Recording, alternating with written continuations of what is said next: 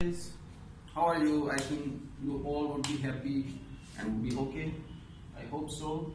So we are going to discuss today financial accounting. So what I mean by the financial accounting? Financial accounting means the language of business. So if you want to communicate in terms of business, so you will have to follow the rules of financial accounting. So first, what will you do? First, you will have to collect the data. So you are collecting the data from the transactions. मुख्तलिफ business के अंदर transactions हो रही हैं, ठीक है, लेन then हो रहे हैं, मुख्तलिफ लोगों से आप सेलिंग जो है ना उससे बाइंग कर रहे हैं, किसी से सेलिंग कर रहे हैं, तो आप मुख्तलिफ जगहों से जब ट्रांजेक्शन्स कर रहे हैं, बैंक से लोन ले रहे हैं, आप किसी भी शेयर होल्डर को अपना स्टॉक बेच रहे हैं, तो these all are basically the transactions.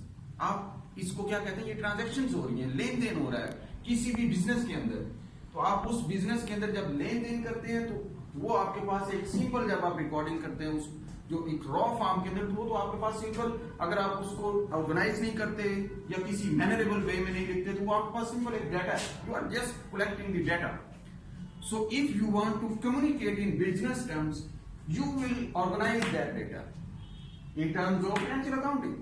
So what will you do? You will collect the data about your transaction, then you will record it. आपको रिकॉर्ड करना पड़ेगा। फिर आप उस रिकॉर्डिंग के बाद उसको क्या करेंगे? In the next step, you are going to summarize that information, and then at the end, what would be the objective of financial accounting?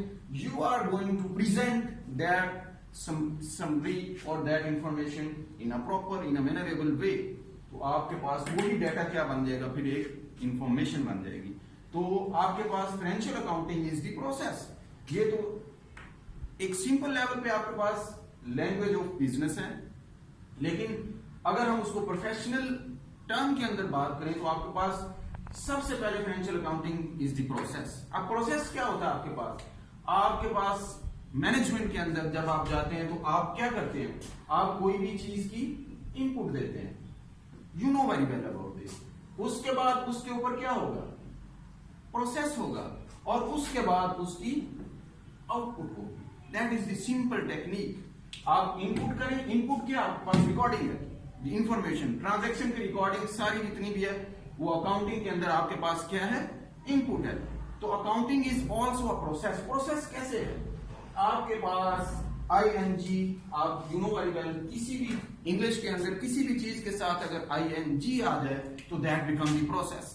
Okay guys, तो आपके पास फाइनेंशियल अकाउंटिंग भी क्या होगा, एक प्रोसेस है। उस प्रोसेस के अंदर आप क्या करते हैं, सबसे पहले आप डाटा की इनपुट करते हैं, ट्रांजेक्शन्स की इनपुट करते हैं।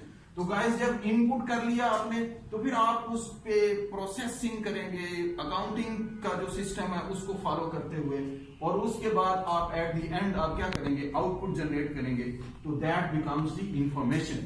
अब दोज इंफॉर्मेशन जो बिजनेस के अंदर आप एक पूरे सिस्टम को फॉलो करते हुए, स्टैंडर्ड को फॉलो करते हुए जब आप उस इंफॉर्मेशन को जनरेट करते हैं, उस इंफॉर्मेशन का नाम आउटपुट है।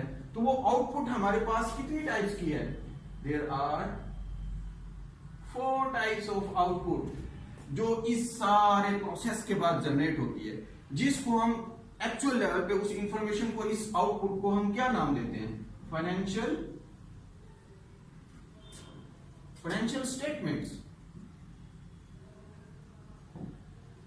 ये फाइनेंशियल स्टेटमेंट्स हैं। अब different people are interested in different kind of information. तो फाइनेंशियल स्टेटमेंट्स हमारे पास जनरेट होती हैं एज एन आउटपुट के तौर पे।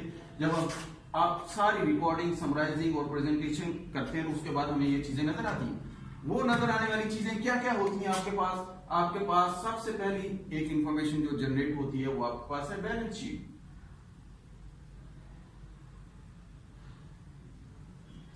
एक इंफॉर्मेशन आउटपुट के तौर पे जनरेट होगी बैलेंस शीट, जो एक आउटपुट होगी सारे प्रोसेस की। आपके पास एक और इंफॉर्मेशन जनरेट होगी जिसको हम क्या कहेंगे, इनकम स्टेटमेंट। और एक और इंफॉर्मेशन जनरेट होगी इस सारे प्रोसीजर के बाद, इस सारे प्रोसेस के बाद, वो इंफॉर्मेशन क्या कहलाएगी आपके पास, activity statement.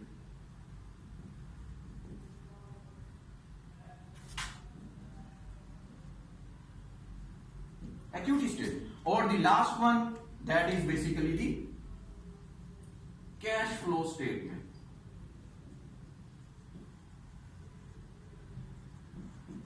So these are basically the output of that process. So balance sheet क्या बताती है आपको?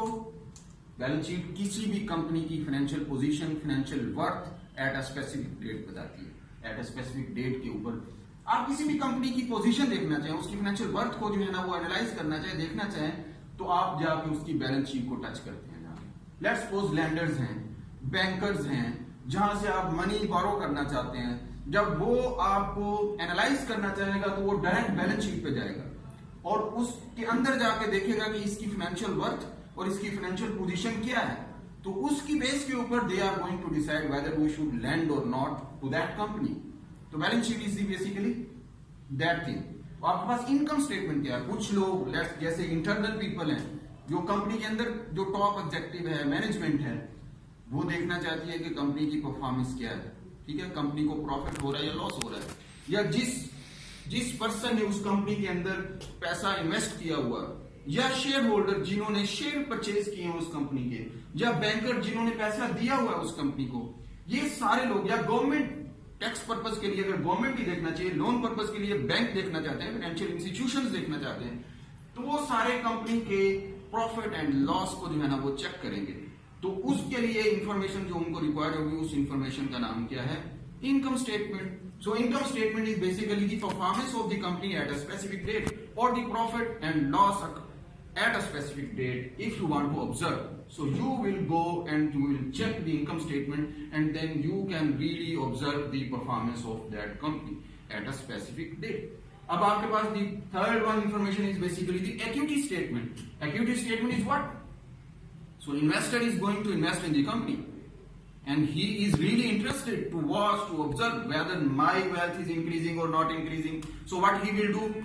He will directly go to watch the equity statement after some time. If that some time is basically the accounting period, एक period के बाद वो अपनी investment को देखेगा कि मेरी इन्वेस्टमेंट जो मैंने की थी कंपनी के अंदर, बिजनेस के अंदर, वो कुछ ना कुछ वैल्यू क्रिएशन कर भी रही है कि नहीं कर रही, उसकी वेल्थ इंक्रीज हो रही है कि नहीं हो रही। तो वो क्या करेगा? वो जाके इक्विटी स्टेटमेंट को जाकर चेक कर लेगा। So this is basically the wealth statement of related to the owner at a specific date which will tell you, which will show you whether the investors wealth is increasing और decreasing. So that is basically the third one information. And the last one information is your cash flow statement. So in cash flow statement maybe there would be some information which is not related to the purely cash based. So on behalf of that, if someone is interested to watch, to observe purely cash based related transactions, so he will go and he will check the cash flow statement. Cash flow statement क्या होती है भाई? कि cash flow statement के अंदर guys आप क्या करते हैं, आप देखते हैं कि कंपनी प्योर कैश के ऊपर ट्रांजैक्शन कर रही है और कितना कैश इन हो रहा है कंपनी के अंदर और किस तरह कैश आउट हो रहा है। यानी कैश का इनफ्लो एंड आउटफ्लो आपके पास अगर कोई चेक करना चाहता है बिजनेस के अंदर या ऑर्गेनाइजेशन के अंदर, तो they will go and they will cheque cash flow statement and they will analyse how company is handling the cash. So this is basically the cash flow statement. We will discuss in brief in the coming lectures about these things. What is the output, which is the output from the processing. Okay, तो ये सारी processing के बाद ये output आपके पास generate हुई है. किस प्रोसेसिंग के थ्रू? Financial accounting. और फाइनेंशियल अकाउंटिंग जब ये आप सारी इंफॉर्मेशन जब in front of the people public रखेंगे तो दे can easily understand, because financial accounting हमारे पास एक स्टैंडर्डाइज्ड वे है. उस स्टैंडर्डाइज्ड वे को आप फॉलो करते हुए आप क्या कर रहे हैं, आप इंफॉर्मेशन को जनरेट कर रहे हैं. आप विद इन द कंट्री और अक्रॉस द कंट्री आप जब भी इस इंफॉर्मेशन को रखेंगे, the other person, the stakeholders, they can easily understand the position, the profit and loss, the equity or the cash flow statement of the company. So that is what about the financial accounting. Thank you so much. You can take the next lecture and we will discuss about the different subjects related to the financial